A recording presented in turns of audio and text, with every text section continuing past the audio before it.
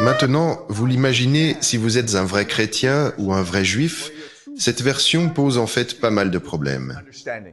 Premier problème, pourquoi Dieu devait-il nous chasser du jardin d'Éden? Enfin, manger un fruit, c'était si grave que ça, au point de nous bannir du paradis? Quel mal y avait-il à manger ce fruit? C'est un des grands mystères de la religion. Pourquoi le péché originel a-t-il eu lieu? Et pourquoi Dieu était-il si furieux? Deuxième problème, Noé. Enfin, Dieu a détruit le monde parce que nous étions mauvais. Mais une fois le monde détruit, on est resté tout aussi mauvais. Et puis, pourquoi Dieu devait-il détruire le monde au départ? S'il est Dieu, il devrait quand même savoir comment sont faits les humains, non? Il devrait bien comprendre que détruire le monde, enfin, ça ne change strictement rien, non? Donc, c'est plutôt étrange. Dernier problème, Jésus. Qui était Jésus? Et pourquoi a-t-il dû se donner la mort? Pourquoi Dieu devait-il envoyer son Fils unique mourir pour l'humanité? Donc si vous découvrez le christianisme, l'idée même de Jésus, en fait, ne tient pas vraiment debout. Moi, j'ai grandi en Occident, dans un monde chrétien, et ça n'a jamais tenu debout pour moi. On me parlait de la grandeur de Jésus, mais bon, cette histoire n'a aucun sens. Donc, si vous êtes vraiment intelligent, vous vous posez plein de questions sur cette interprétation de la Bible. Et voici les trois principales. Alors, je vais maintenant vous expliquer ce que les eschatologues, les sociétés secrètes, pensent qu'il s'est réellement passé. Je veux commencer par Noé. Pourquoi Dieu a-t-il détruit le monde? Si Dieu a détruit le monde, ce n'est pas à cause des humains, mais à cause d'autre chose. Ces êtres s'appellent les Néphilim. Au fait, si certains veulent en savoir plus, il existe deux livres qui ne font pas partie de la Bible, mais qui ouvrent sur le savoir ésotérique.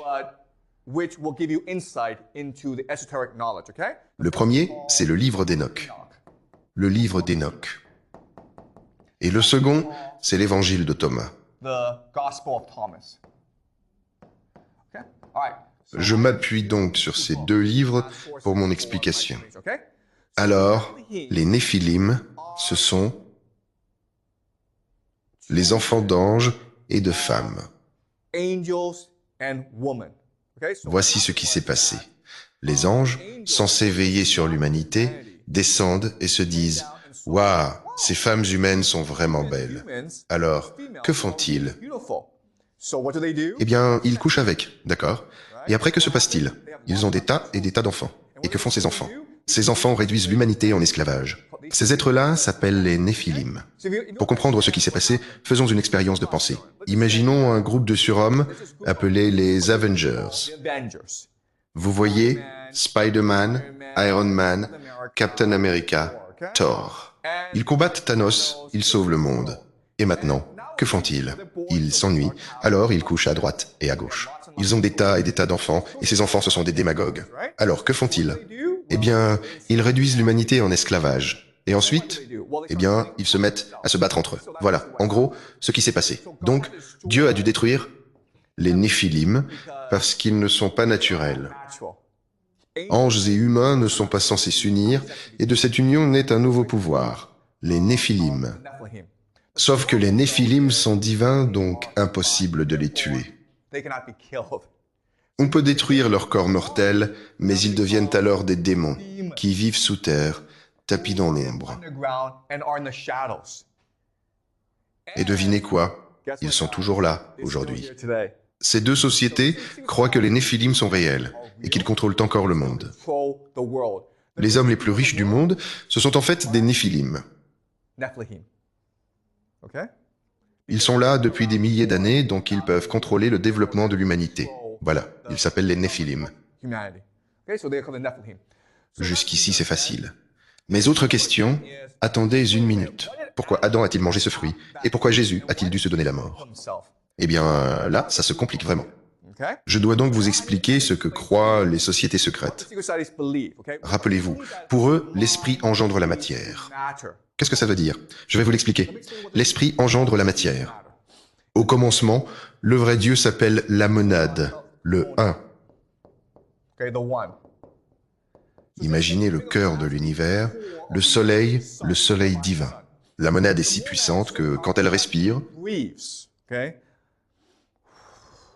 elle fait vibrer l'énergie divine. Et au fil de millions d'années, cette énergie divine engendre de nouvelles formes de vie.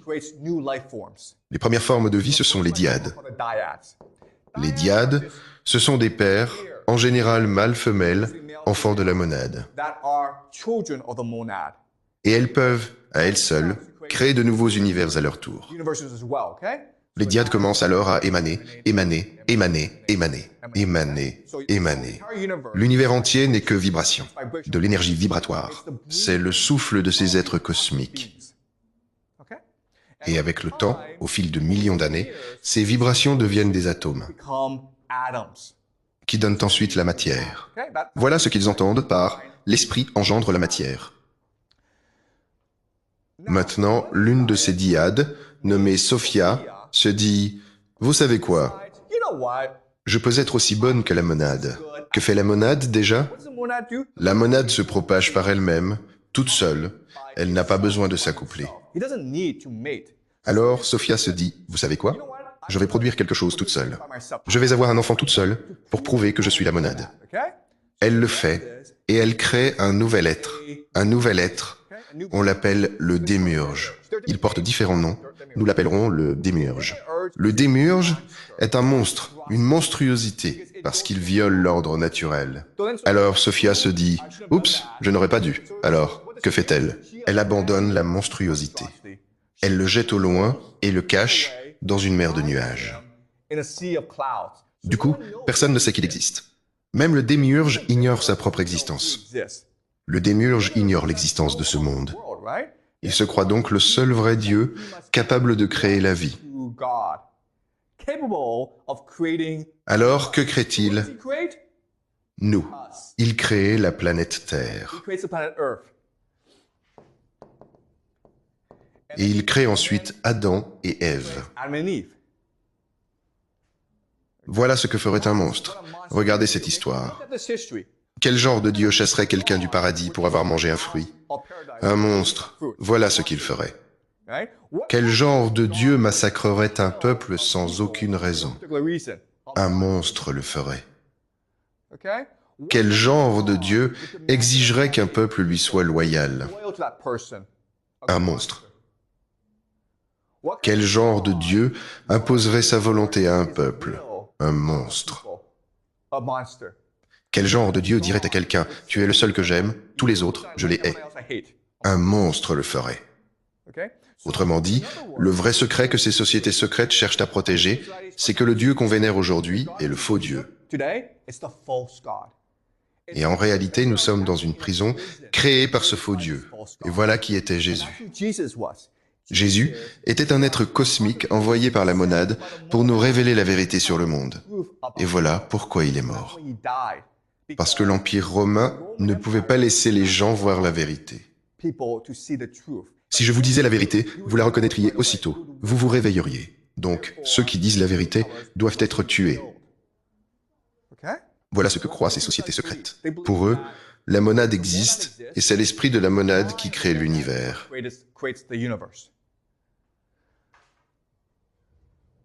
Et Jésus fut envoyé pour nous rappeler que, même prisonnier, la monade vit toujours en nous.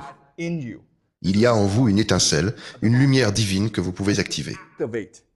Et si vous l'activez, vous retournerez à la monade. Vous verrez la vérité par vous-même. Et à votre mort, votre âme, qui fait partie de la monade, voudra retourner à la monade et pourra s'échapper de ce monde. Mais pour activer cette lumière, il faut être quelqu'un de bien. Il faut s'aimer les uns les autres. Il faut rejeter l'argent et le matérialisme pour rechercher le bonheur spirituel. Voilà, c'était le message de Jésus. Vous imaginez bien que les puissants en place, les Néphilim, n'étaient pas dans cet esprit-là. C'est une menace directe pour les Néphilim qui dirigent désormais la prison créée par le démiurge. C'est aussi une menace directe pour le démiurge. Vous avez donc la version officielle, celle qu'on vous enseigne à l'école, et maintenant la version secrète, enseignée uniquement dans les sociétés secrètes.